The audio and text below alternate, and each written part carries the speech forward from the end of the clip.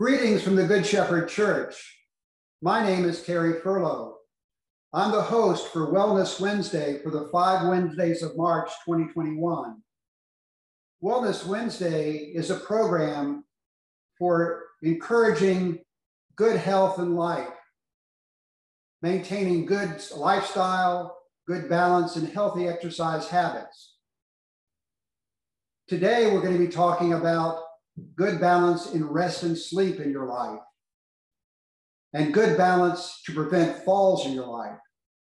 And we'll look at each of these topics with fair detail to help you reassess yourself. Please make this your Lenten discipline for this year. Please remember that these talks are for educational and spiritual purposes. Use them to reevaluate yourself. They're geared for the average person to do. If you feel you have extreme problems with any of these points, consider seeing a personal physician for an evaluation and developing a plan to get better rest and sleep and improve your safety to prevent falls. We'll start out talking about getting a good night's sleep. The average person should get about 8 hours of sleep every 24 hours. Set aside the 7 hours or 9 hours uncontested to get a good night's sleep each night. If you work through the night, set aside those 7 to 9 hours during the day, whatever works into your family schedule. The first point in getting good night's sleep to think about are those 2 hours prior to sleep. Try to protect those 2 hours to prepare yourself for sleep. There are 4 things to avoid during the 2 hours prior to sleep. The first is avoid drinking alcohol during those 2 hours. Alcohol does induce sleepiness in many people. The problem is that while you're asleep, the alcohol level drops, your brain gets more irritable, and many people will wake up and have terrible sleep. If you are still asleep, it's much more restless because of the alcohol withdrawal. The second point to avoid is caffeine and other stimulants. Some people think that they can sleep well after a cup of coffee, and they may be asleep, but their rest periods and their dream cycles are less resting. The third thing is to avoid eating during those 2 hours prior to sleep. When you eat, your stomach is full, you're more likely to get heartburn at night, you're more likely to reflux acid and aspirate it into your lungs. And also, as you sleep, your blood sugar will drop, and that drop of blood sugar will make your brain more irritable and sometimes wake you up. The next approach to making your sleep more productive is making your sleeping room an optimal sleeping room for good night's sleep. Most people refer to this to their bedroom. Let's talk about the 7 qualities of a good bedroom. The first is make sure it's a comfortable air.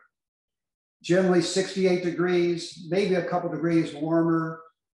If you feel like you need the extra heat, you want to control the humidity. The humidity of about 50% is about right for most people.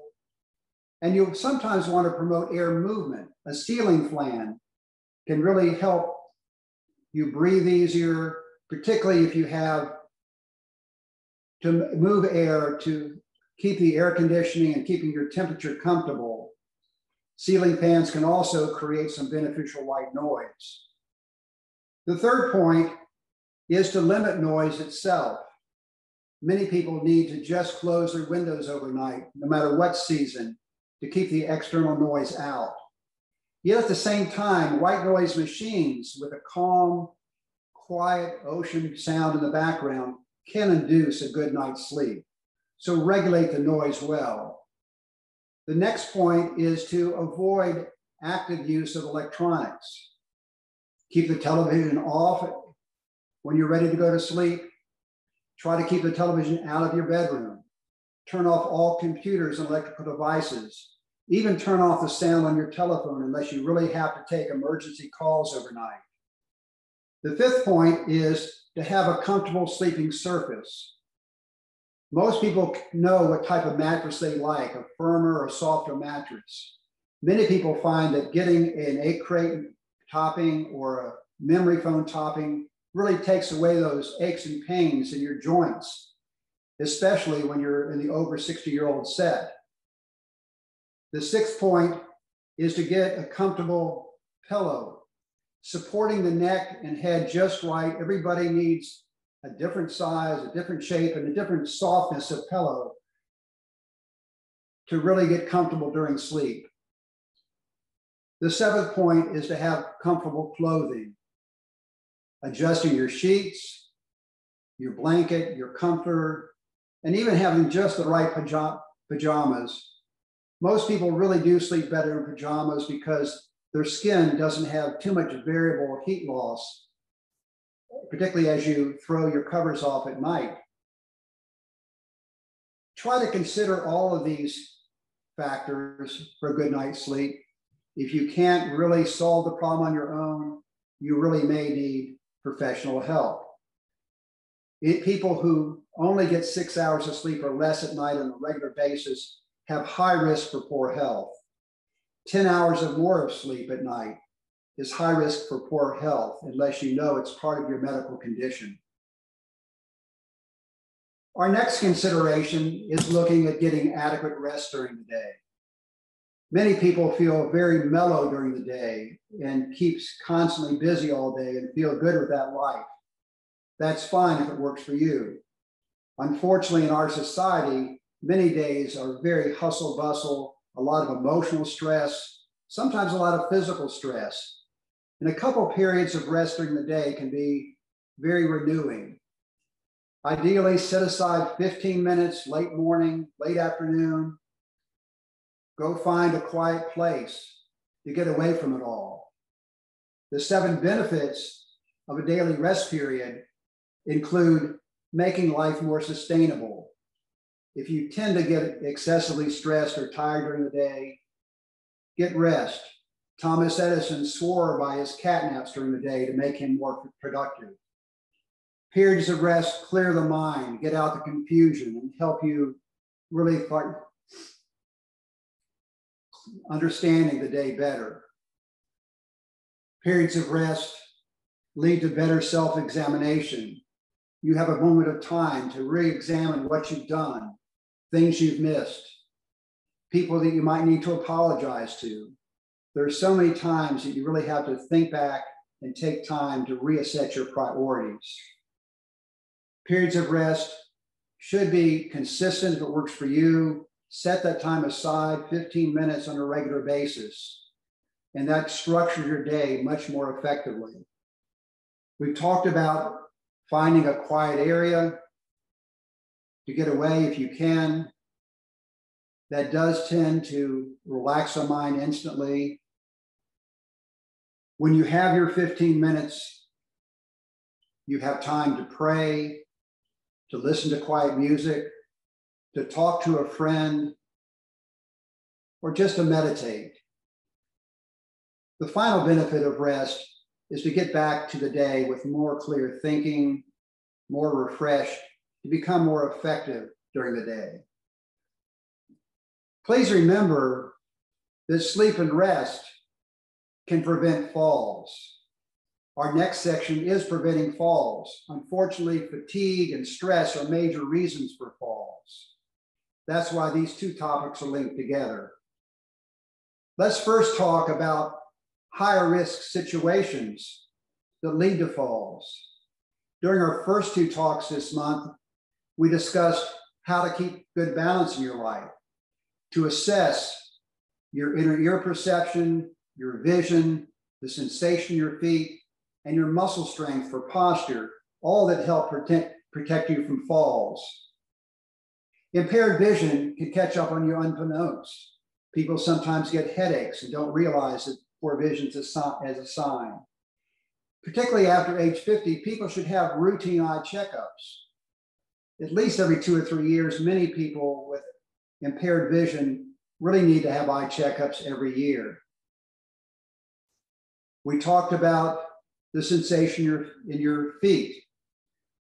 That sensory perception can get lost, particularly if you have diabetes mellitus.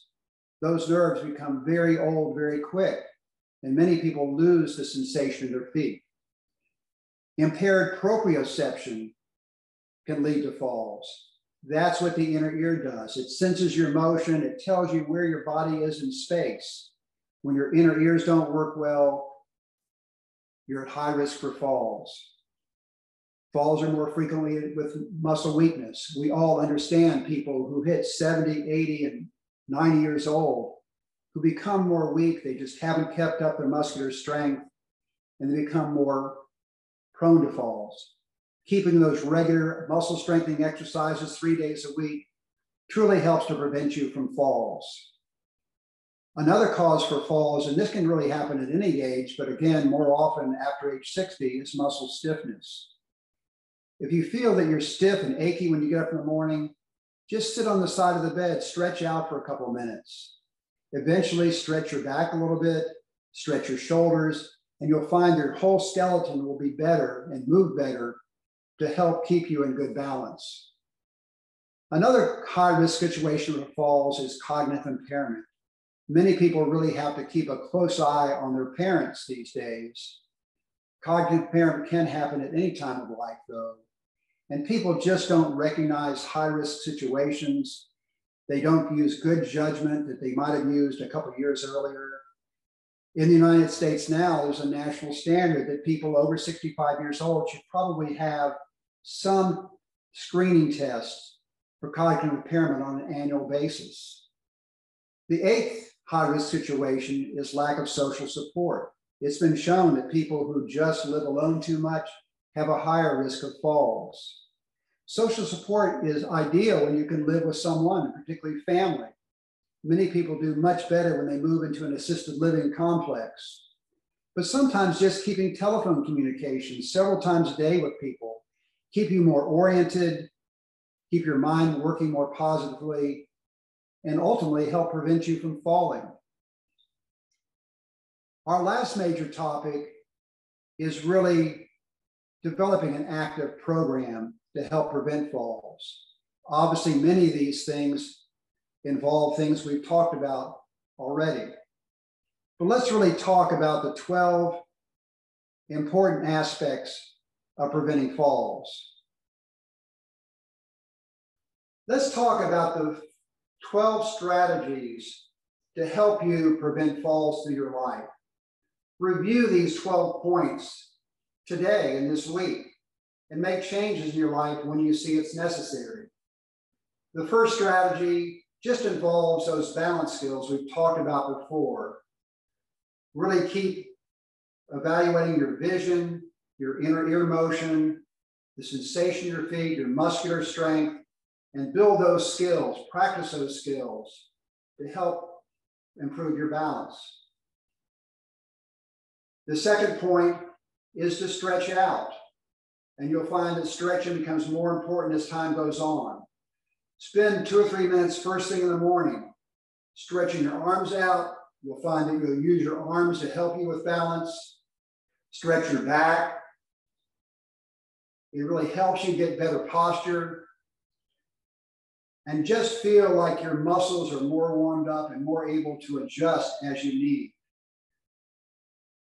The third point of good balance is to keep a clean floor. Don't leave things lying around that you can trip on. This is a throw rug. For many people who know they have balance trouble, these should be thrown away. If you need carpet, it should be wall-to-wall carpet where the whole surface is even. The next is to wear good shoes.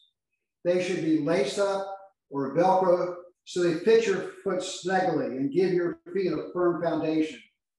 Make sure it has a good wide surface with a good tread. High heel shoes are a liability, particularly late in life. The fifth point in really preventing falls is to walk evenly and carefully. Take measured steps. You don't have to walk slowly unless you really think you need to walk slowly. But walk in a measured way so that you're not in a hurry. This really leads to good habits in life. If you really feel you need extra help, use a cane as necessary.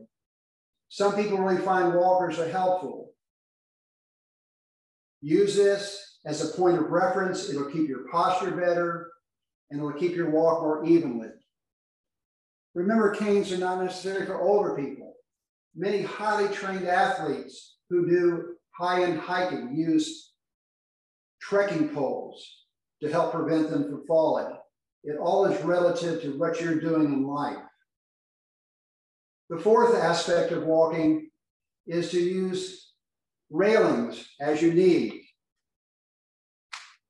Railings, particularly on staircases, don't just ignore the railing. And the next is just, as we said, avoid isolation. People who are by themselves too much eventually end up in trouble with poor balance, a mistake that should have been prevented. The ninth point in preventing falls we referred to before is just minimizing alcohol, minimizing sedative use. Sometimes when you use a highly sedating antihistamine like Benadryl, you'd probably be better off using Allegra or Claritin, which are much less sedating. The next approach to avoiding falls around the house, and as we mentioned, most falls happen around the house, is related to people stepping up on chairs or making other risky steps up to go into a cabinet or change a light bulb. Make sure that you have a good step stool at home that has a high handlebar to help you with your posture. And when you step up, hold the bar, step up, and keep your posture up to help secure your balance. The same problem with the need for support and balance happens in the bathroom, in showers, by the commode. Install grab bars when you need. Install a grab bar elsewhere where you know that there are slippery floors happen at times. Those grab bars are great safety devices, and they can be very fashionable to put in. The last approach to prevent falls brings us full circle to being very cautious and wise and careful when you're tired and stressed. Recognize it. Take extra caution. Sometimes don't even go out in the car or go out someplace when you know you're too tired. Prevent falls just using your wisdom. I've truly enjoyed talking to you today about rest and sleep and prevention in falls. Paying attention to these items, these topics to make improvements in our lives, truly make us more able to accomplish our Christian missions. We're able to really rise to the occasion when we're asked to help someone else and help ourselves by staying safe, by staying careful, and by staying on our feet and capable of accomplishing tasks. We have one less talk here during Lent next week about general physical fitness, and we'll talk and demonstrate more about a comprehensive physical fitness program. We've already talked about different sections of physical fitness and improving balance, improving strength, muscle strengthening exercises, and aerobic exercises we talked about in our section on keeping a healthy heart. We're going to put it all together and talk about the 5 components of a well-balanced physical fitness program that should be addressed every week to keep you truly capable and healthy in your life. Please join me then. Have a good day.